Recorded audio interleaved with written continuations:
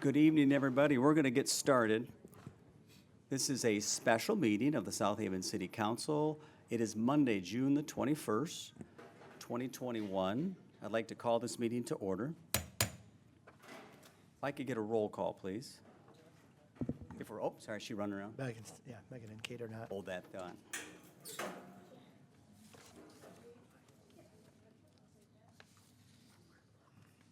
Get a few more chairs, Mayor. Perfect.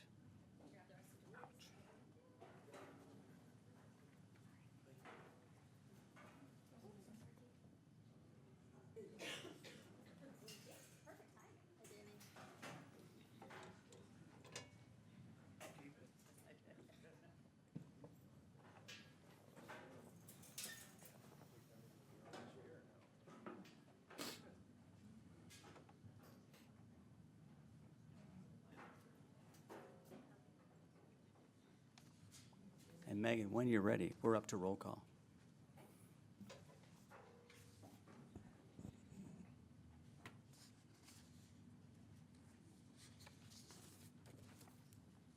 Okay. Jeff Arnold, Here. Chris Campbell, Here. Joe Reeser, Here. Steve Schlock, Here. George Sleeper, Here. Letitia Wilkins, Here. Scott Smith. Here. So first, just to get started, I want to say thanks everybody for coming. It's nice to see so many people here. I want to clarify just right off the bat, one, this is a public meeting, so we'll be getting a presentation. There'll be some council questions. There was a question about the public comment. What we're going to be doing is hearing the presentation. Council will be doing their discussion of this for a second. Item B is if there's interest of this group to enter into an agreement, we would seek a motion a second. Before we actually vote on that motion, there would be public comment. So that would occur there. If there was no motion, if nothing happened, the public comment would occur at item 4, which you see on the agenda, just so people were clear. There will be a public discussion before we vote. I'll be seeking a motion first. So if that helps. And again, it's a public meeting. There's a lot of folks out there. When you come up to the podium, we've got the comment cards we've been using. There's still some more out there, Kate. If people are turning them in, who wants them? We'll take either one. They can turn them into me or to Megan here, and we can just, oh, thank you, just like that. Perfect. So bring them on up, and we'll get to those. So when you're up, state name, state address. Please be respectful. If you feel the need to comment from any place other than the podium, you can go outside and do it. We can't do that. It's very difficult if you're talking up there. So be respectful of the person speaking, and if you just feel the urge, run out that door. Next item. We're going to be asked to consider the following items related to the Overton redevelopment project. We're going to receive a presentation on the conceptual plan for the Overton site by the Habitat Company, LLC, which is our preferred developer. And part of this process will explain how we chose them. So shall we start the presentation? Yes, sir. Come on up. So just to get started, welcome everybody, but we wanted to kind of give a little bit of a background to figure out how we got here with this particular piece of property. Oh, yes, I'll bring it closer. So we wanted to give a little bit of a background as to how we got here with this particular piece of property. Many of you may remember the building on the left there from 2014. That was the old Overton building where they built piano benches, gum stocks, various things, but it had not been used but as the Overton Company for some time. As you can see there, we had the tarp, we had missing windows, and we were also facing that the roof had fallen in due to some snow, and so it just was not being maintained. So then here we are today in 2020, 2021 with an open field here. So we wanted to kind of walk through where we're at. So in 2014 to 2015, there was dangerous building concerns here at the Overton site. The property was acquired via tax foreclosure from Van Buren County. There was a brownfield plan on the site to cover demolition and environmental review. That means the city undertook a phase 1 and a phase 2 report, did a BEA on the property as well as a due care plan. Approximately in 2017, 2018, the city started its master plan update. It officially kicked off in August I'm sorry, the master plan was, the proposal was approved in August of 2017, and then, of course, we kicked off that November. As part of that proposal and as part of the master plan update, there was a charrette, so a visioning exercise, if you will, by residents adjacent to, or anyone really in the city who wanted to be part of this. There was so 35 people came together. It was held in the high school. What we did is people got separated out into groups, and I think there was 8 or 9 plans, and then at the end of the night, people got to vote on the number of, or the plans they liked the best, that got, that had the best ideas that they liked. There was 2 plans that were were top scoring, and those made it into the master plan. One is this very residentially dense plan, as well as a recreation plan. Also, during this time, the city was working on a housing and recreation plans.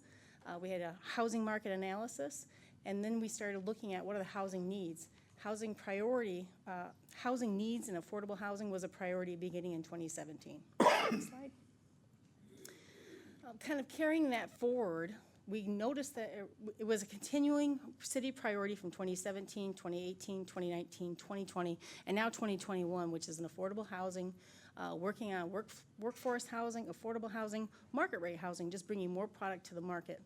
In 2019, there was the South Haven Speaker Series, brought Ryan Kilpatrick from Housing Next in to talk to, well, it's the Speaker Series, so they bring in everybody and anybody to come in and talk. This one garnered a lot of interest because there's such a need with housing.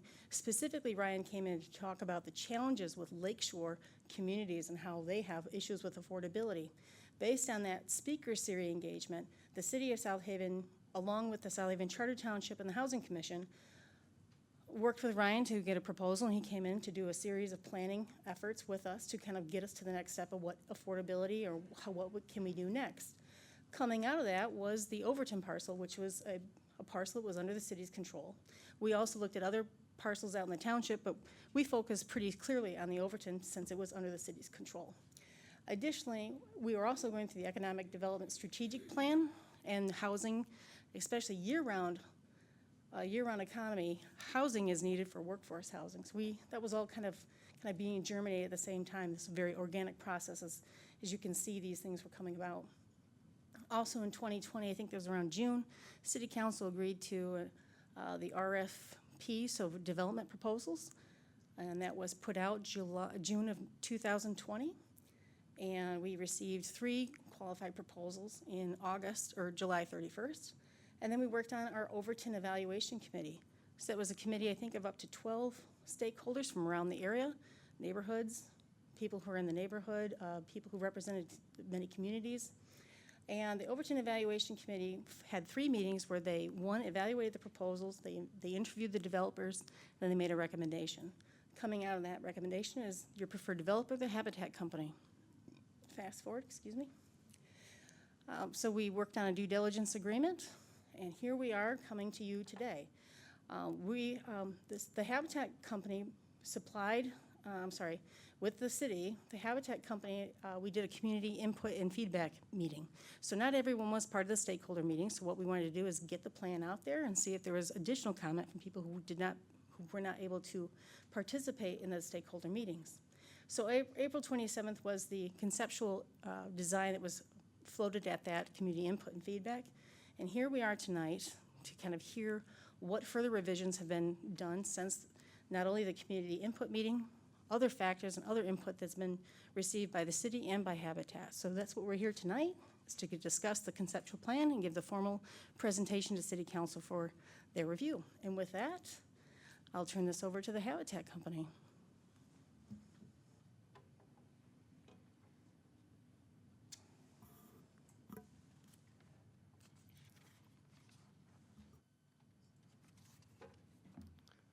Thank you very much. Council people, Mayor, City Manager, thank you very much for having us here. My name is Jeff Head. I'm the Vice President. I'm a Vice President at the Habitat Company. Our company's been in business for the last 50 years. We're celebrating our 50th anniversary this year. We're founded in the Detroit area, and we're based in Chicago. we develop, own, and manage housing of every type, from single-room occupancy residential hotel to luxury high-rise in Chicago and Detroit. We have a large portfolio of affordable housing that we own and that we manage, that we've developed and that we operate. And we were thrilled when the RFP came out for the Overton site. And it's interesting that it's been just a year since we were first introduced to the site and to the project, and we're pleased to be back. I think that what I want to offer tonight is to introduce our team and just kind of state where we feel like we are in the process. We're starting with a development concept that was really prepared by the folks in this room and the folks in this town. It's a South Haven generated development concept. We've refined it. We've refined the original proposal. We've refined the RFP concept that the people did a fair amount of work on. It didn't come from nowhere. It didn't come as a blank slate. We had some parameters in our proposal, that some guideposts to work with. There was a goal for affordable housing for the missing middle, and I think that that's a major concern that you all know better than I do, that in a town with the resources of the beach and the lake and the tourists that come to this town, that it's difficult for people who grew up in South Haven to stay here. It's difficult to find when somebody retires or moves away, passes away, for whatever reason, the homes that they leave aren't always bought by people who live in South Haven. They're frequently not bought by people who live in South Haven, and it has it's a difficult effect on the pricing, and it's not a unique problem among vacation towns, but it's a unique problem relative to the country at large. And so we commend the work that the city has done, the thoughtful work at trying to find a way to address this void in the housing market. So as I said, what we've done is just try to put some more detail to the basic concept. I think that the city knew what it wanted. It wanted to find a way to ensure that people could stay in the community. I think one of the moving comments that we heard when we did our last meeting, which was an online meeting, was somebody calling from Texas. Somebody who called from Texas who grew up here in South Haven and congratulated, again, the city for the planning work that it's done, because they felt like if there was a place for them, they would like to come back. And if there was a place for people like the woman who called in, they might not have to move away. And so I think that that's what we're trying to do tonight, is to give you an update on where we are in our process. And we're not done. We're here. This is a work in progress.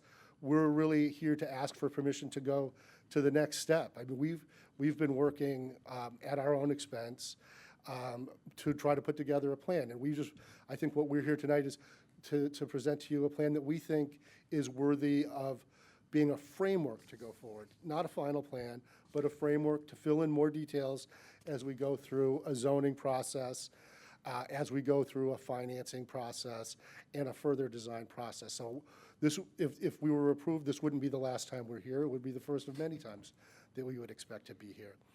We have a multi-phase plan. We would expect to be here with each phase that we would propose to move forward. But at this point, we're really just talking about the concept that we've put together so far to this point.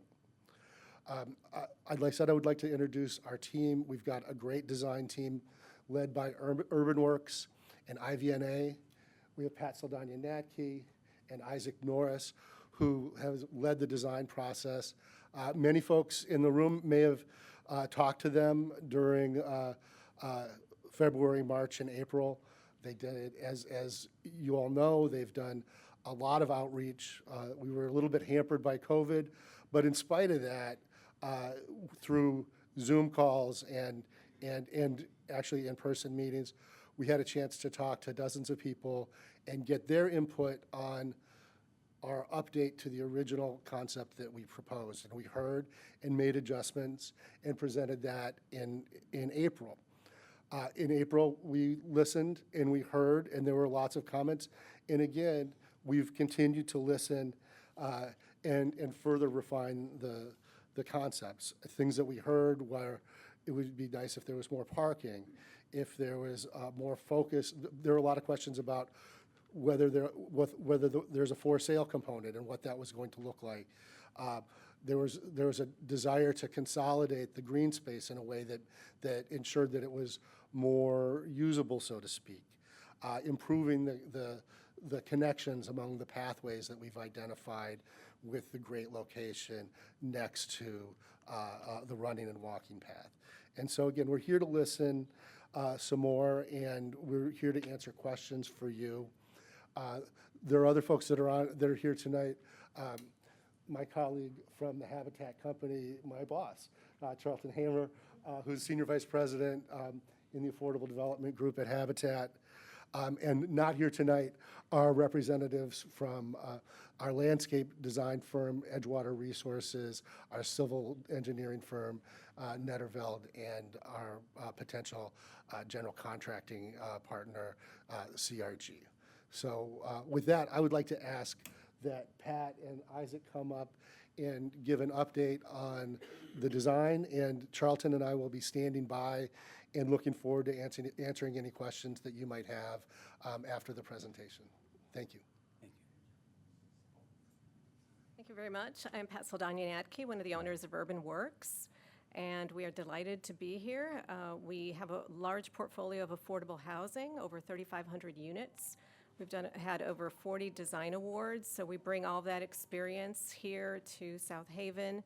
We are very committed to doing the kind of work that is going to be memorable and work that the entire team is working on that has been the body of our work throughout the last 27 years. We will go through some slides and give you a little bit of, I know you covered some of the history, we're going to go over a little bit of history. And we've been working hand in hand with IVNA Architects, who's here, Isaac, and J.B. Dennison, a great interior designer, so that you can get the best work possible here in South Haven. So I'll let Isaac talk on the next couple of slides. Good afternoon, Mayor and Council. My name is Isaac V. Norris, and I am from Grand Rapids. I have an architectural firm called Isaac V. Norris and Associates, and we are architects for housing. We do quite a bit of housing the last 15 years or so in the Grand Rapids area, and many of those are LIHTC funded, MISTA funded projects such as these. What you're looking at here is it just kind of shows the meetings that we had with the community. And keep in mind, we were not able to attend the September 9th and the November 21st meeting of 2019. So as part of our getting to know the project and to validating some of the ideas, we felt it was necessary to interact with the stakeholders and to interview. So that's what you're seeing here. And during that meeting, we asked questions like, what elements of the neighborhood character would you like to see reflected in development? What cultural aspects of South Haven are unique and should be celebrated? And maybe even one more, what types of community activities do you envision on this site? And it was very helpful because it helped us to kind of get to know, to begin to understand what are the important factors within the stakeholders that we interviewed. So topics of concern, we talked about, one of the questions came up, talked about character and culture of the neighborhood. Well, some of the answers that were given is, well, diversity is an asset as it relates to that. We don't want any short-term rentals.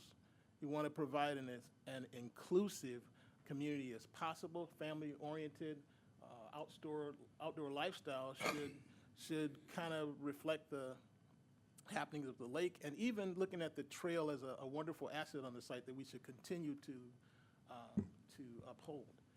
So in that, so we had the questions, generated questions from the participants, and then how we utilize this feedback in the master plan. So since diversity is important, we want to make sure that is part of the plan.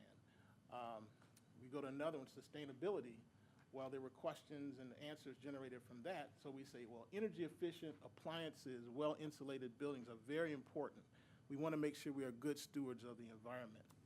So if you get a chance, you're able to see the questions that were asked, the answers that were generated, and how, as you look at the site plan, you're going to see how we implemented those ideas within the site plan to be as inclusive as possible with your answers.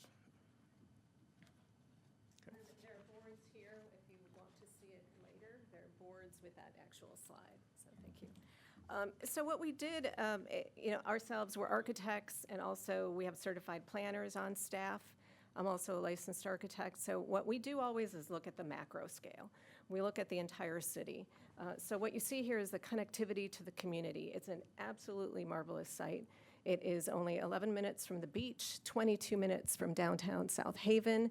It has the Van Buren Trail, which is an enormous asset to the entire area, but to the site. You also have the Alkenburg Park, which was recently has been restored and some new work done. So the proximity to the Alkenburg Park was also mentioned in that Q&A on those Zoom calls, because the community wanted to make sure we didn't duplicate it, that it should be what complements it. So that's recreational, therefore there was a request for there to be passive spaces, nice lush green spaces. Bike routes, that's another thing that's important also. Density and scale. So you look at the area, and what we identified was that the factory lofts building was 2 to 3 stories, and we know it's been very clearly mentioned, it's mainly 2 stories with 1 3-story area, which is correct. So in our site, we looked at 2 to 3 stories, 2 stories toward the north, which is where there is less density, and then 2 to 3 stories on Alkenburg. So the building we're proposing is mainly 3 stories with 1 2-story area. Connectivity and access. It was very important, urban planning-wise, that we connect the streets so that we have Humphrey extended over into the development, that it becomes an integral part of the community, that we also anchor the corner so that it mimics the factory lofts. Some of you may have seen we previously had the building closer to the trail, and through the comments over the phone and on Zoom, the comment was we should not have too much, of a tunnel effect at the trail for the public. So we pulled the building to the corner of Indiana and Alkenburg to have that trail be nice and spacious. So our concept is about rooted greenscapes to celebrate the surrounding nature and link it to the new housing with natural, active, engaging greenscape. The recreational trail that's adjacent to the site is going to be woven into this new development to provide a walkable, accessible path for the community. The big idea here, which was ourselves and also the landscape architects, is the idea of large outdoor rooms. So you can't invite everyone into your living room, but you can invite everyone into an outdoor space. So that's how people can connect. So these outdoor rooms are going to activate the trail with a variety of experiences and destinations. It was so important, as Isaac mentioned, about sustainability, and the questions came, how are we going to be eco-friendly and sustainable? So Isaac's going to talk on that. Well, when you talk about rooted green spaces, yes, from the things that you see, such as those outdoor living rooms, it's very important that we utilize indigenous plants and materials, that we use energy efficiency within our design, lighting. These are things that you really you don't see when you walk into the site, that the architect has intentionally thought about. How do we use water efficiently by providing low flow plumbing fixtures, water conservation, and some of these things we're required to do by the state of Michigan as it relates to MISTA funding. We have to be lead either some sort of certification, either National Green Building Standards or LEED certification. In this case, we've chosen National Green Building Standards. One other thing you maybe not even think about, indoor environmental air quality. We talk about, in this case, utilizing low flow VOC, volatile organic compound materials, and then increasing the amount of ventilation in the units. So we're really excited about that. Not only what we can do that we can see, on the site, but those things that you don't really see, but do add to the quality of life. There were some questions about our firm experience. So we've showed these in our interview and our proposal package, but we wanted to just quickly bring them up again. These are the kind of projects that our office does. The ones toward the left is a Potomac housing, and that brings in a little bit of the industrial character of the neighborhood. That one is in Chicago. The middle two, the stacked middle two, are in Melrose Park. These very beautiful homes with carve-outs, you can see the large windows, and you'll see those again later in one of the slides. But the large windows at the corners, just handsome buildings that enhance the neighborhood. And then on the right are some from IV&A. I'll probably have him talk a little bit about those. Yeah, I'll just say just a few comments about those two projects there on the right. The one in the lower right-hand corner. Yep, the one in the lower right-hand corner is our Garfield Lofts, and that's a project which is about, I think it's like 36 units of housing, 3 stories, and we in our designs we always try to use a little brick and combination of materials that are economically put together and handsomely appointed for our buildings. So precedents. This is the imagery that we used to form our ideas and our concepts. And what you'll see are these ideas came from looking at many different projects and hearing the comments from the community. So our focus was to use warm and inviting material palettes. The top left, you'll see that there's a wood shutter on the building, complementing industrial character, looking at the factory lofts and how can we pull some of that industrial character. Always looking at traditional forms, but in a very modern approach. Looking at variety on the windows and also balconies for interest. First floor walkouts that create a neighborhood and a community. It was very clear from the Zoom calls that it should not be a closed development. It should be part of a community. So those walkouts make it feel very friendly. And then low maintenance cladding, a fiber cement cladding. And we don't show that for the larger scale building, but just what the materiality is and those windows at the corner. Streetscapes. We envision that there will be these outdoor rooms, and as Jeff mentioned, it's Edgewater Resources. I worked with the principal for many years. We did the master plan of the Evanston Lakefront together, and it was great to, again, join forces on this to create a beautiful development. There will be bioswales for stormwater. These outdoor rooms, that's an example of where people can sit. It could be young and old, sitting in outdoor rooms, shaded areas. In the top center, traffic calming measures that will work with the city to make sure that there isn't heavy traffic zooming by. The top right, native low-maintenance plants will be used, and flower gardens. You'll see on the plan closest to the factory lofts, right at the corner, we are proposing a sensory garden, so I'll explain that a little bit later. This is the site plan that we presented previously, and I think, sorry, Isaac's going to talk about that one. Yeah, sure. We're tag teaming. We are tag teaming. And this site plan, we begin to look at what we felt is something that we had to respond to, and that is the trail. The trail is a major element that links to the, links for access for walking and exercise. So in respect of that line that kind of curves, we want to more organically place some of the buildings on the site.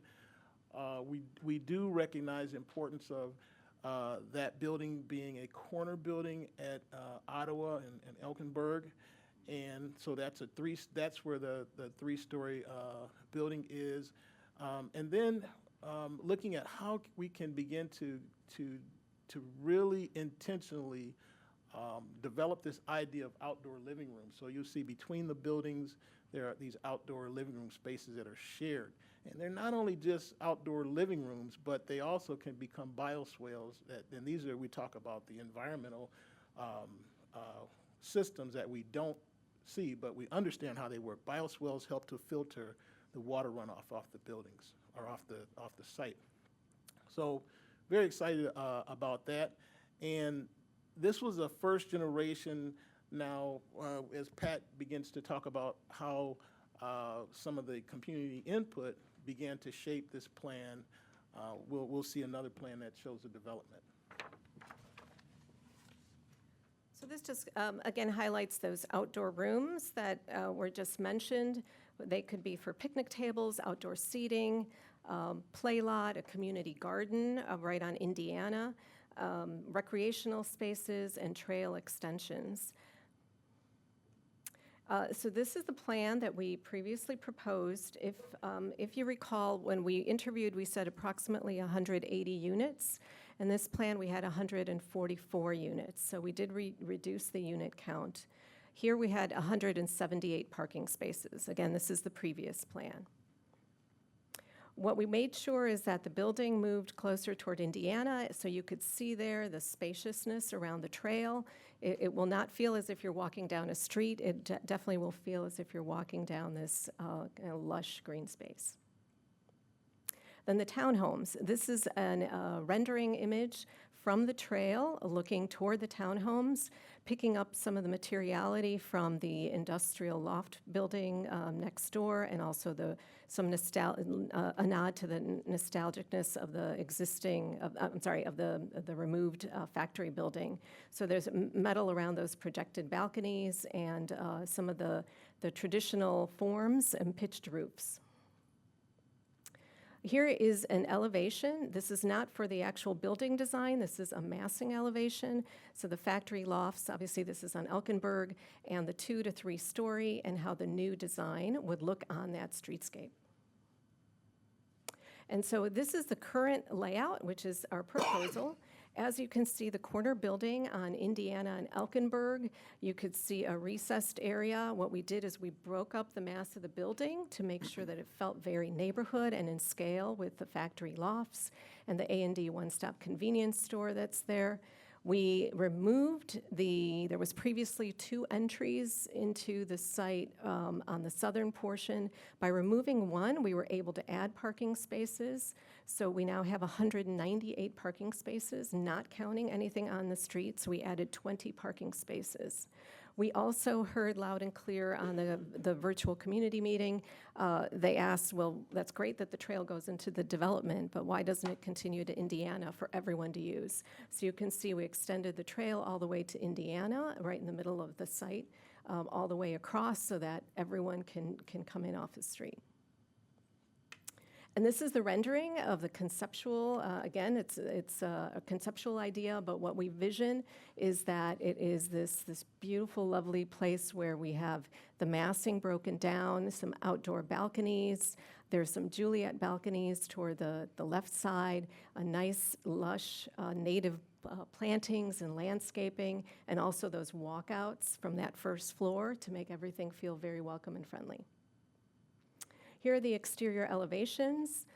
Again, a cement fiberboard and some of the metal also. We have a materiality slide, but this gives you the concept that we have broken down the building to appear to be smaller scale. And these are the materials that we're proposing. A cedar cladding, which is very indicative of South Haven. A little bit of textured metal panel is accents, and Semberit, which is a cement cladding board, and the examples are there up above. Here are just more imagery of what the entry would look like. You can name it, but we've said So Haven, because the Havens is such a wonderful name. All the landscaping and what the entries would look like with the balconies and the outdoor walk areas. And here's another view, looking a little bit in the other direction. There'd be plenty of spaces for parking and seating, and also some greenery, so that there's some sensory gardens and other places. So it's very friendly. Has elevators, so it could be for seniors and also for families with strollers. We are showing here some of our own residential examples. We still have not designed the interior. We have floor plans, but as we said, we're just at the beginning. The 2 on the left are the Veterans Housing in Melrose Park that we already showed the exterior large windows. That's what we envision. In the top middle is a project in Chicago, near the University of Chicago, that you could see how the kitchens are done. The bottom middle is West Pullman. It's actually an adaptive reuse of an old school, but you can see how it's also created for accessibility, that it has open below. There's actually a resident there in a wheelchair that lives there. The bottom right is also Potomac. You can see how large amounts of glass and how wonderful that feels. And then the top right is one of Isaac's, correct? One of the townhomes, I believe? And one of the interiors. But we're just giving you a view of the kind of work that we do. And here's some typical plans. A little bit over 1,000 square feet for a 3-bedroom, 760 for a 2-bedroom, and 573 for a 1-bedroom. And then I will thank you very much. That's our architectural presentation, and I will pass it over to Jeff.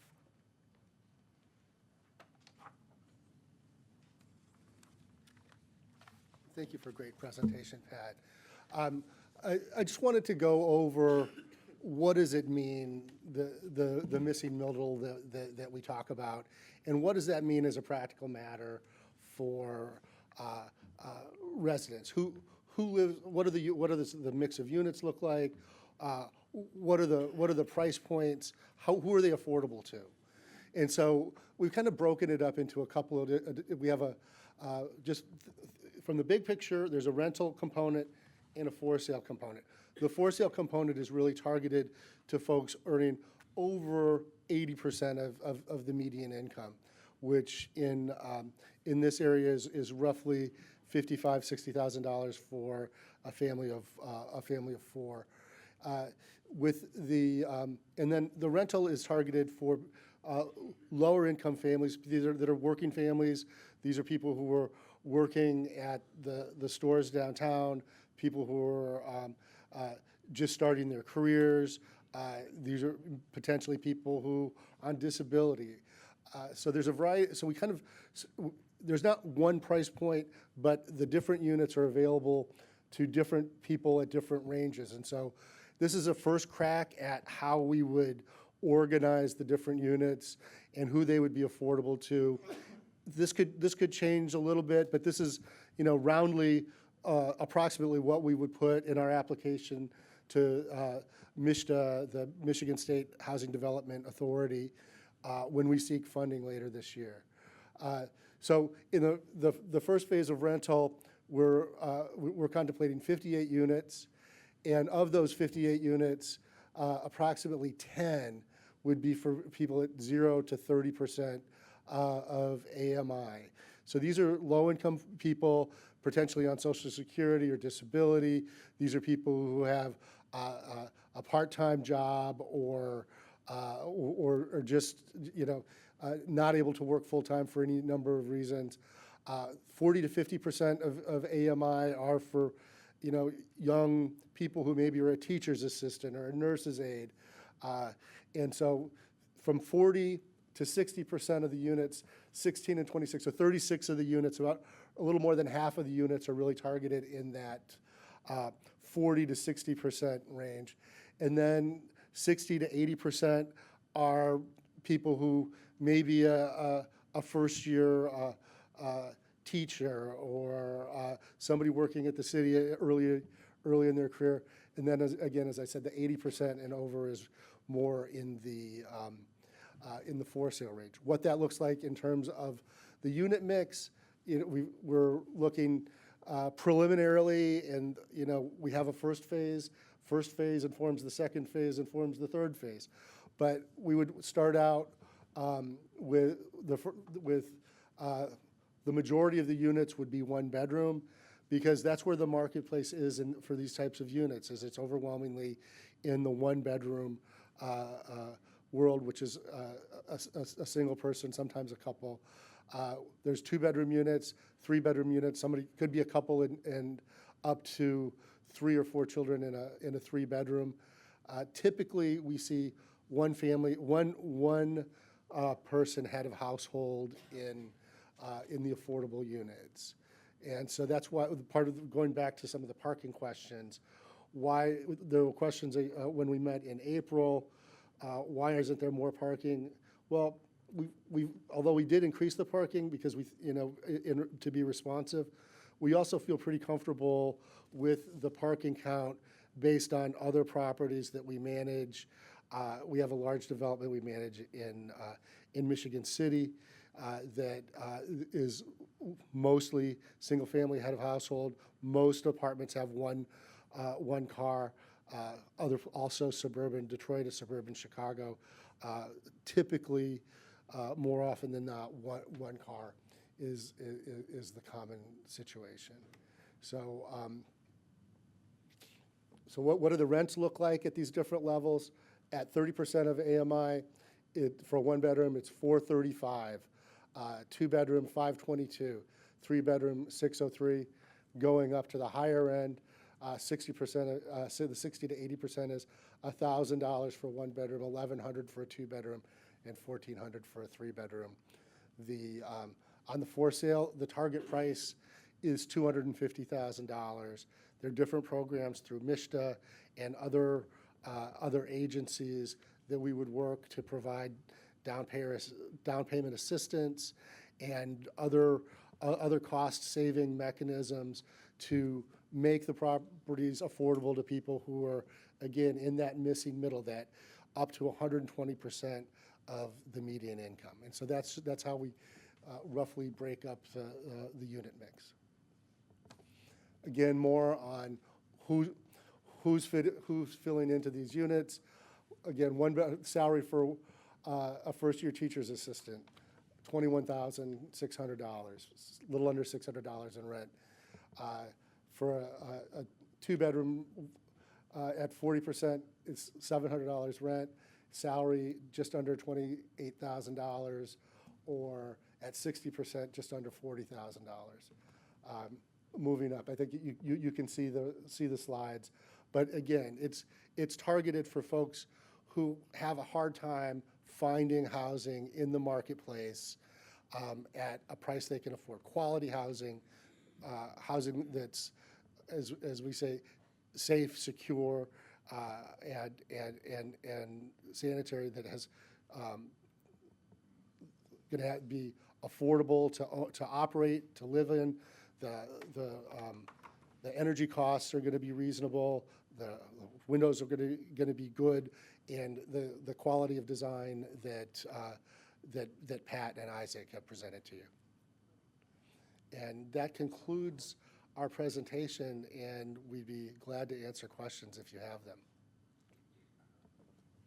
I'm sure we do. So again, just so the public's clear, we're going to be having, this is some council discussion direct on. After that, if there's an interest to make a motion to continue on, we will then seek public comment before we actually take a vote. So right now, this is council's chance to ask questions. So questions, comments from this body? No, I've got some, so go ahead, Joe.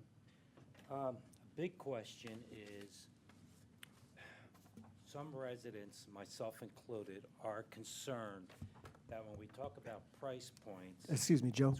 Could you microphone? I'm please? sorry. Thank you. Sorry. One of the concerns some residents have, and I have, quite honestly, is we talk about price points and making it affordable. But there's always that concern from the time we sit here looking at a drawing to the time it's finished, to the time we hit the price points. You hit a price point because you're going to own it. How do we, as a town, how are we assured that the prices won't suddenly go up by the time you get done the structure? So it is also my understanding that the state, when you're getting money from MISTA, am I saying it right? That's right. They will literally control or at least direct you to hit certain price points. So can you explain how that all works? Yeah. Excuse me. So the chart that I provided is similar to a chart that we would provide to MISTA when we present a comprehensive plan that includes design, financing, operating costs, management plan, environmental cleanup plan. An application to MISTA is not a small document. It's a big binder. At least when it was paper, it was the 3-4 inch type binder with probably 20 different tabs in it. And they address everything that you can really imagine in the program of developing a multifamily development. So what we would present to them, and their financing would be contingent upon creating these categories, these different, what we call tranches of housing. And so if we presented that we would be having units that were affordable to people earning up to 30% of AMI, we're not allowed to go over a published price that they create each year. They do adjust for inflation, but they're small adjustments, and they're adjusted, again, it's with inflation. And so what's affordable to somebody at 30% or 40% or 60% today is, by the state standard, still affordable to those same folks in 15 years. So we're making a 15-year agreement, which is normally requires us to then have a further commitment for an additional 15 years afterwards, but that sets those prices. And that's the assurance that the city gets and that you all get if you're making land available for an affordable housing development that's targeted at the missing middle, is that the financing comes with lots of strings attached. And why we're here and why is because we're very experienced with the strings. We know how to put together the application, and we have a group that operates this housing. Charlton is very experienced. He has a team back in Chicago that's strictly in charge of compliance with the different agencies that set these rules. It's kind of a blend of state and federal rules on compliance. The tax credits come, the regulations come from the IRS, and each year we certify that we're in compliance with those regulations, and failure comes with significant penalties, significant financial penalties. So we're very incented to keep everything in order. We don't want one development to cause us problems on our other developments. We have business incentive, and we have financial incentives and compliance incentives to ensure that those costs remain affordable. Thanks. Good. Others? Oh, go ahead, George. Jeff, first, thank you for you and your team. I thought it was a very good presentation, so appreciate that. Thank you. My question kind of surrounds the maximizing competitiveness for grants and how that might align with our zoning ordinances. So and I realize this is not anywhere near a final site plan, but what kind of zoning variances do you potentially envision in order to, if there's going to be any, in order to have a very well competitive grant application? Well, it's a good question, and I'm not a zoning expert, but what I would say is that that we would want agreement from the city that at least on the phase that we're applying for, that we would be consistent with the city's expectations for zoning for the site. And the further we can get down that road before we make our funding application in September, the stronger that application is. And you mentioned competitiveness, and I appreciate you mentioning that, because it's important to know that these resources are very competitive. There are other cities, other towns around the state that are trying to get the same dollars.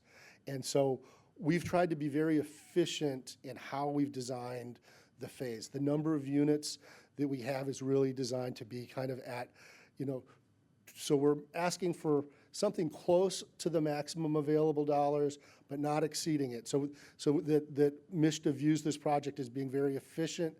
We want MISTA to understand that the project is supported by the community. We want them to understand that we've been doing the kind of outreach that we've done, and so the zoning is really a reflection of the support that the project has within the broader community and the council. Does that answer the question? Yes, thank you. Okay, thank you. Good question. My question is related to parking, And I did hear you're, in the presentation, Pat or Isaac said that you've reduced the number of units and you've increased the number of parking, and that makes me feel good. One of the things I heard from the city staff, and we have the vice president here, so it'd be nice to hear from you.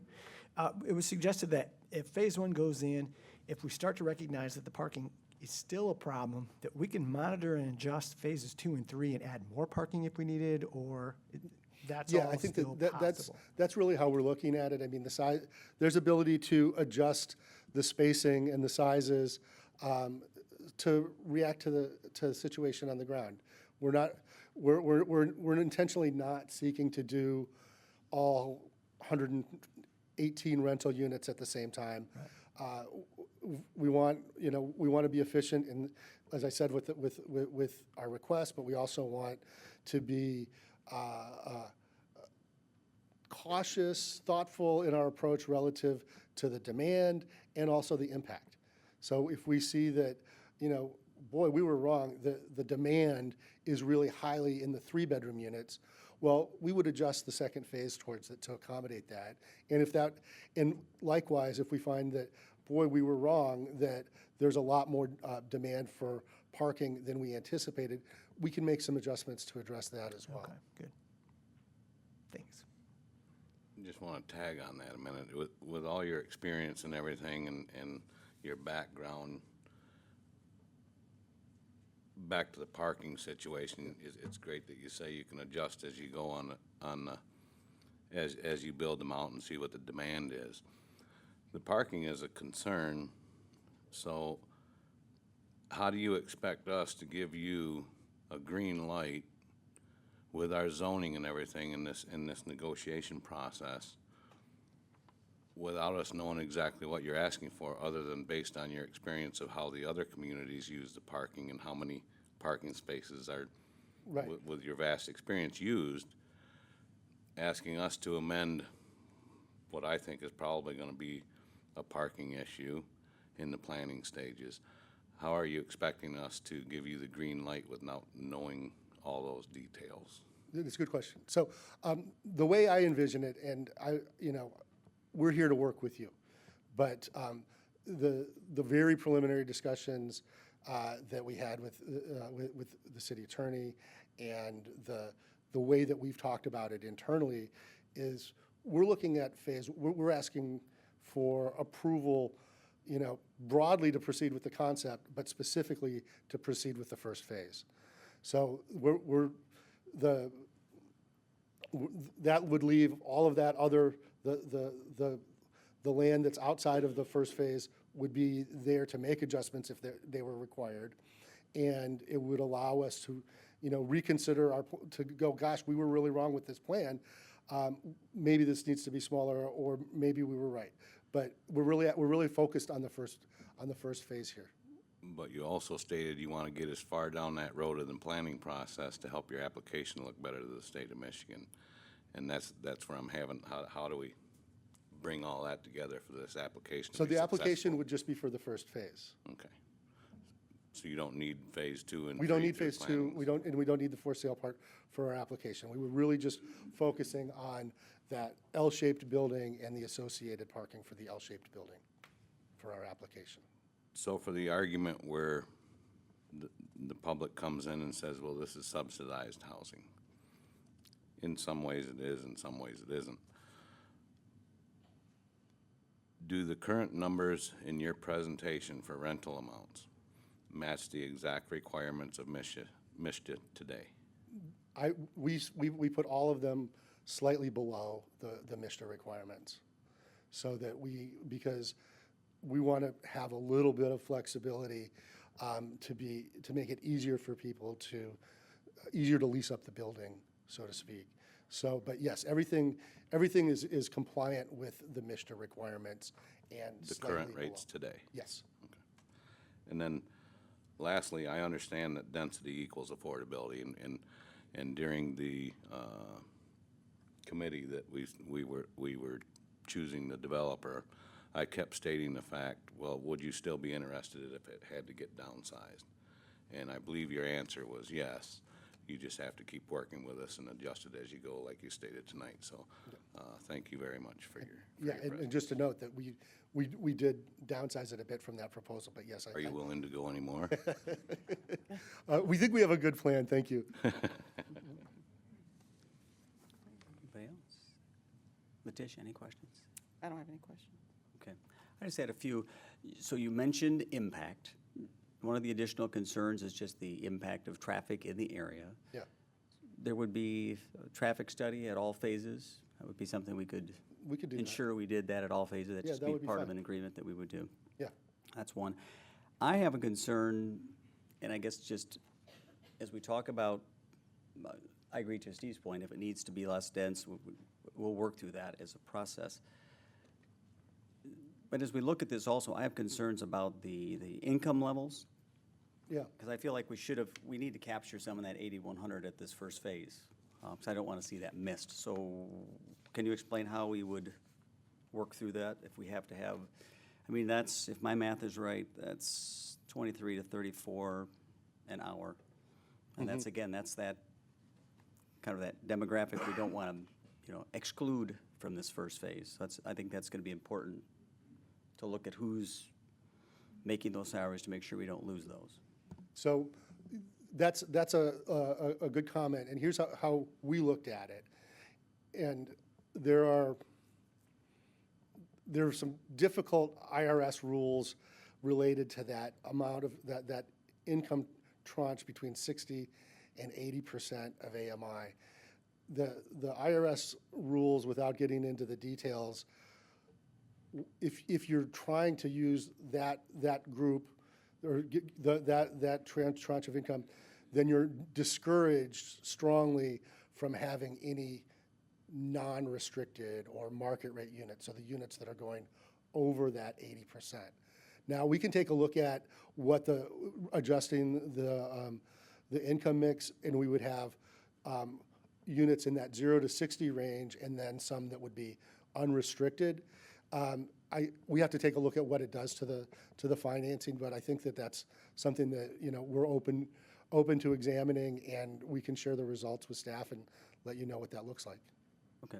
Yeah, I mean, just as we're out talking to employers, I mean, we've got CNC operators now, they're going to $21-22 an hour, and I'm looking at that going, oh, we're Okay. getting, you know what I mean? So, No, I mean, no, that's just the market right now. I mean, Yeah. I mean, fast food places are playing 15. we want those people in the development, and so we tend to be cautious, and, it's a balance, because those units we don't get the same assistance for, but if we get more rents, it kind of washes itself off, and we're happy to consider it, and, we can start taking a look at that even as we get back to the office this week. Okay, perfect. And I guess just, again, for the public's, ease of mind, this is just one step of this process tonight. And there's additional steps here, but there's also, we know that this site's not going to fix all the housing needs in this community. We know that over and out. We know that. So there's more work to be done. We've talked with the township. A lot of discussions going on. This is just one step. So I urge patience, working togetherness, so let's do that. So if there's no other council comments, what we'll do, now you're just stick around to be available for public stuff.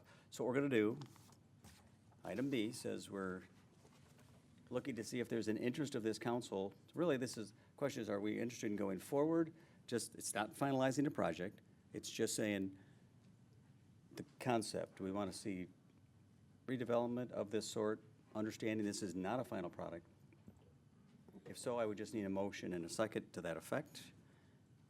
And at that time, then we'll take some public comment. And if not, then we'll move to 4.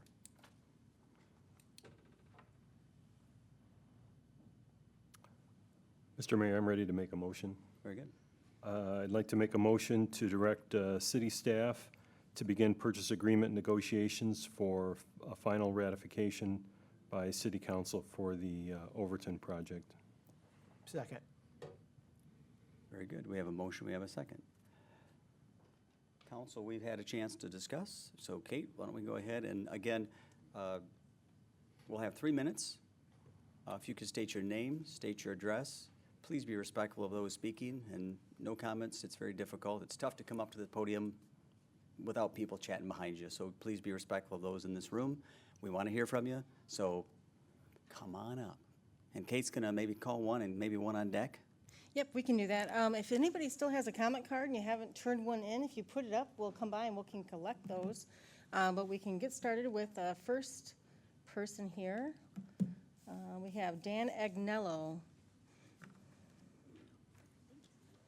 Well, he's coming up, Mr. Mayor. I just have a question. What if we run out of time for the public comments during this meeting? I think we're going to Carry it over? look to, yeah, probably postpone it to a future date.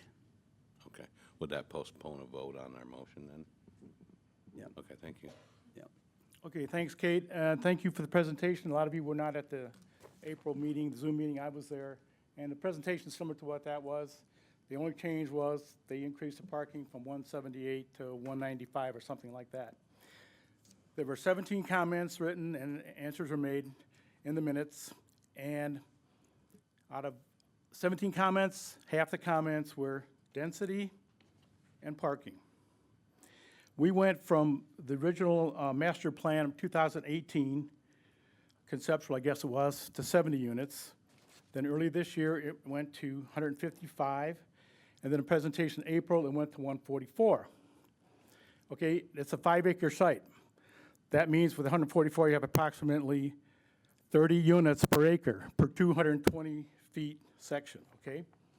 And the density we thought was way too much, okay? First of all, they have a 3-story building, okay? I live on 964 Everett Parkway, and I look out across the field on our Phase 2 fire development, and I see the park, I see the kids playing over there, I see them getting ice cream and candy at the A&D party store.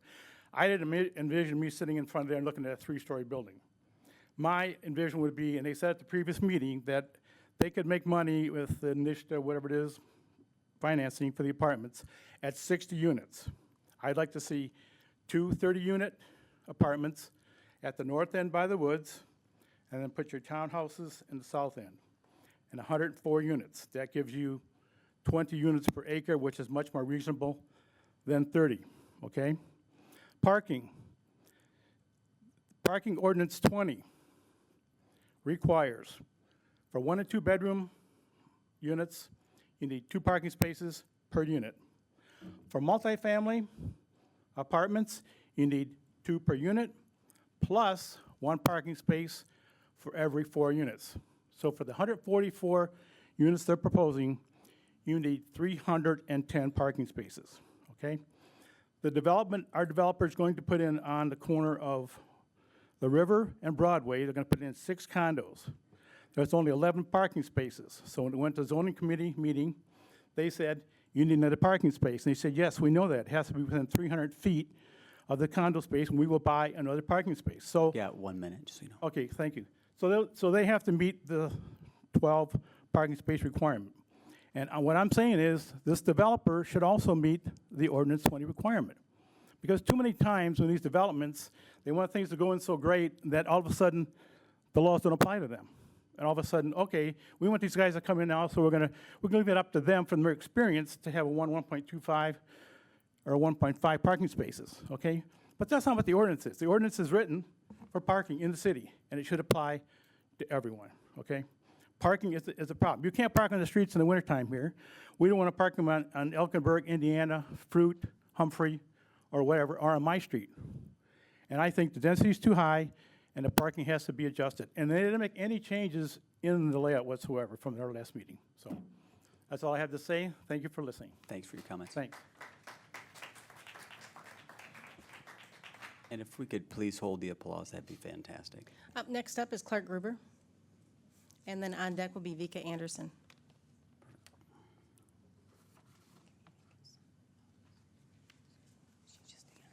Good evening. Good evening. Clark Gruber, 525 Superior Street, which is a large condo complex.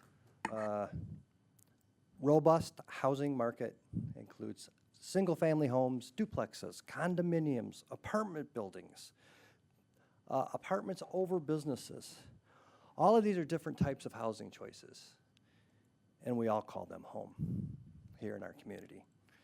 I spent the last week in Detroit and DC, running up and down the Potomac, and I saw a lot of apartment complexes intermixed with other types of housing. And a lot of these all had signs on it, you know, come rent us now, we've got openings. And what I noticed is we don't have that in South Haven right now. We don't have apartment complexes catering to, you know, the workforce development and the missing middle. And recently, right downtown, and I think it was alluded to, we gave a tax abatement to a developer, owns his own property, has done an awesome job.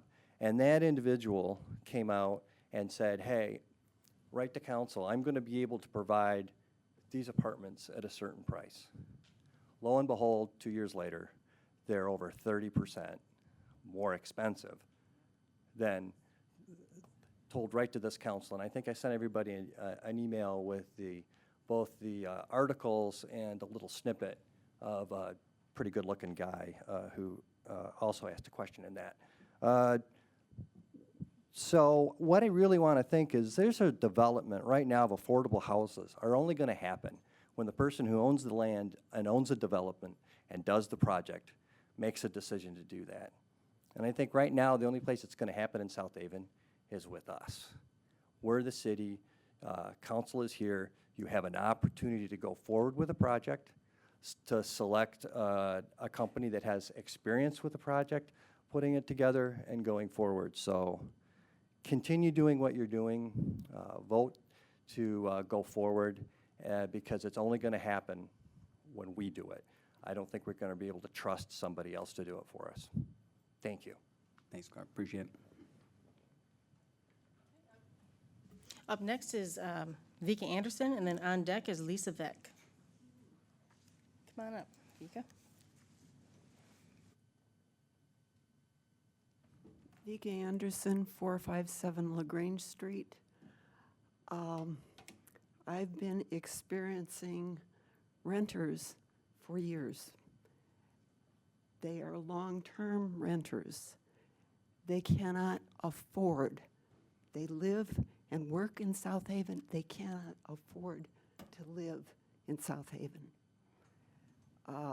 Turns out that Van Buren County is the second poorest county in the state of Michigan. So people have to go and move out of South Haven into places that don't have much of anything. You know, the teachers need places.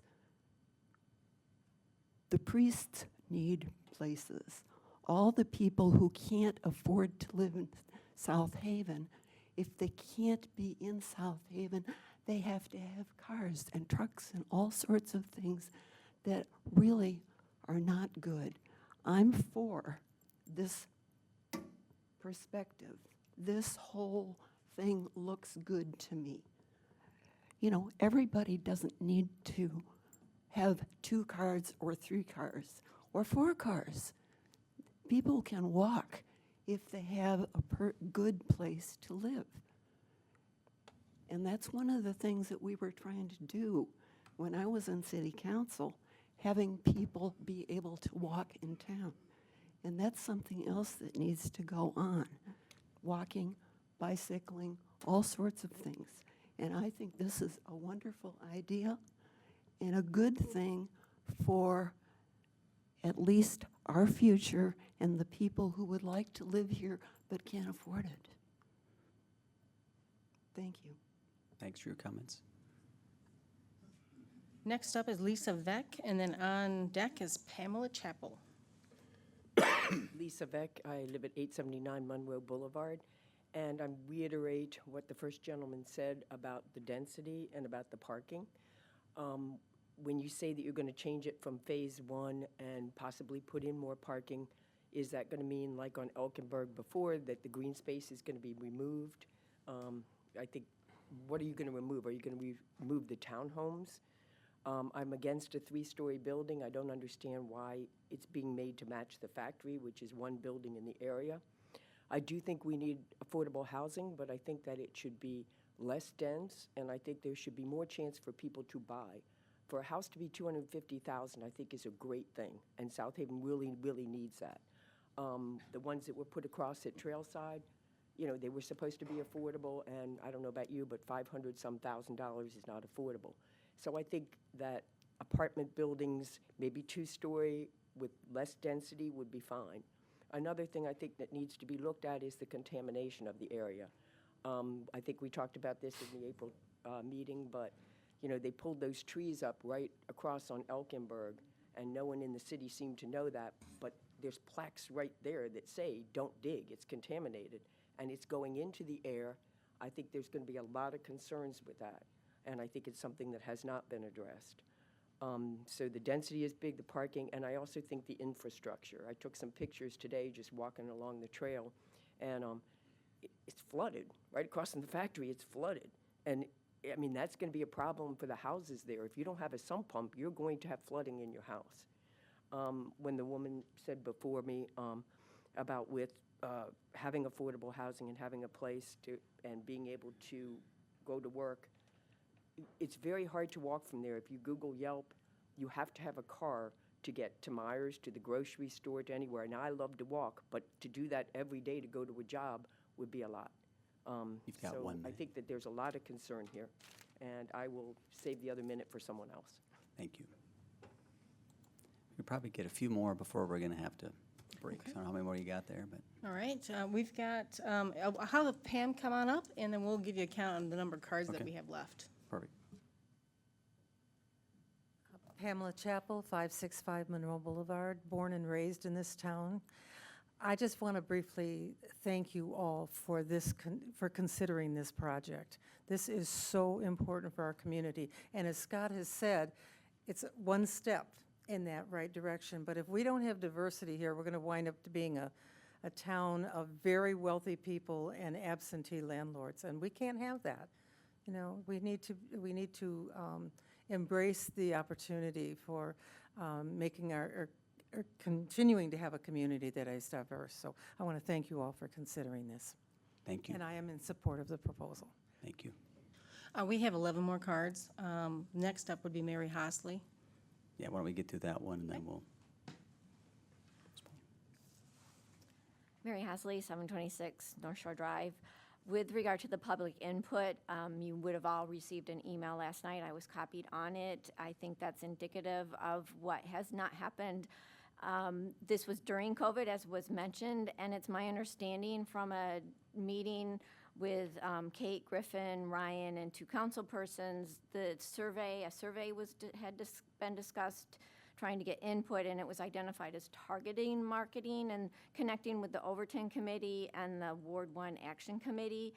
And it just, the people who were involved in the charrette were not included. They back up to the property, which the letter indicated. At the first public meeting, there was a lot of input, concern of not being contacted. I'm not aware of any way to provide public input except for that first public meeting unless you were contacted. And I don't believe that the proposal aligns with the 2018 adopted master plan. It doesn't have a family feeling enough, and the buildings are significantly larger than what was proposed. And also with the housing market analysis, 90 new units were proposed. And that, again, the number of units is much larger than was expected, and that has fallen on deaf ears. Questions have gone unanswered also. I've requested since May a list of the developments that have been referenced with regard to parking and apartments.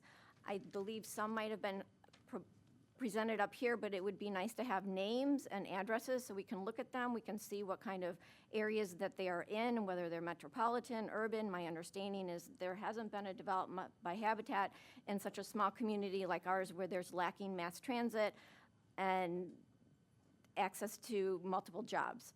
Also, I don't believe information has been forthcoming. I had inquired about rezoning on June 10th. On June 14th, I was told that. Mary, you've got 1 minute. So Okay, so I'll skip that. With regard to the traffic analysis, Scott, you and I spoke, excuse me, Mayor Smith, you and I spoke, And I had expressed a concern that the traffic analysis should be done considering the complete number of units totally proposed. And you had acknowledged that, and you thought that that would not be a significant burden. You had said that these analyses are not that difficult, and that way we can truly see the impact on our city from this, and we can't just have one large unit. And I echo the thought that you should swap the phases and do the 230 units so that the footprint of the buildings is more aligned with a residential feel versus a huge 58-unit complex. And I'm not opposed to this. I do believe we need the housing, but I think it's being proceeded at too much of a large building, large number. Thank you. That's time, thank you. So it's 1:45. We've got way more comments we have time to get through before the regular meeting. So would there be an interest to postpone this to a future date? We can check and see if next Monday is available, and then we can devote the entire 2 hours. If everyone's available at 5:30, we can reconvene to today, or to next week. Oh, got one. I'm not available next Monday. I won't be in town next Monday. Okay. It's either that or after the meeting tonight. Or we can find an alternate date if next Monday doesn't work. Obviously, council meets mostly on Mondays. We can find a Monday that works, and we can renotice this and have people come back for more comment. We have a lot of interest here tonight, and I think it'd be fair to wait till we have more public comment, unless the council wants to do anything else. We have a pretty packed agenda for our regular meeting, unless we'd like to keep this on, but I know that we have the Community Foundation has 16 recipients they have to get awards for, and we have a number of items on the agenda, so this may be. You know, at the end of the meeting tonight, if people were wanting to stick around. If they'd like to stick around, of course, we take items not on the agenda as part of the regular meeting. Depends on how tough people feel. That's fine too, but What's the desire of this council? We'll push it to a future date or do it at the end of the meeting tonight. I think everybody's here. I think we try and amend, I would say to try and amend the agenda to keep rolling, but that's. I guess we could amend the agenda and add as a, continue the special meeting with the current parameters. Okay. We could do that. What we could do is just adjourn this meeting and then add. Add that item at the The end. Overton, if you'd like to continue that at the beginning of the meeting, that way we can get through this, and then we can go to the rest of the agenda. It's up to you. We've got the agenda in front of us. We can. That's fine. I guess we're here. Got my Mountain Dew. We're good. So we can probably do it right at, we can probably amend it to maybe, do you want to wait until after the invocation or prior to that? It's up to you. Yeah, we can discuss it, but yeah, why don't we just go ahead, let's adjourn this meeting. We'll, do we need to table the motion? I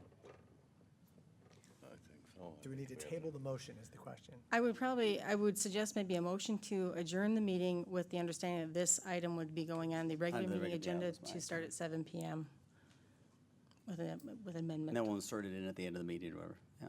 And then you sounds can good. put it in your motion to amend the approval of the agenda, so we can run through those four, and you can do it either right at the approval of the agenda and just add another item, 5A. We can just start right there. Okay, yeah, we can decide the location in a minute, so that works. Mr. Mayor, I'll make a motion to adjourn this meeting with the intention that the special meeting agenda that we're now in be continued at the regular meeting agenda at 7 PM in council chambers. I'll second. We have a motion, we have a second. All in favor, say aye. Aye. Opposed, no. It's approved. All right, we'll see everybody back here in 10 minutes.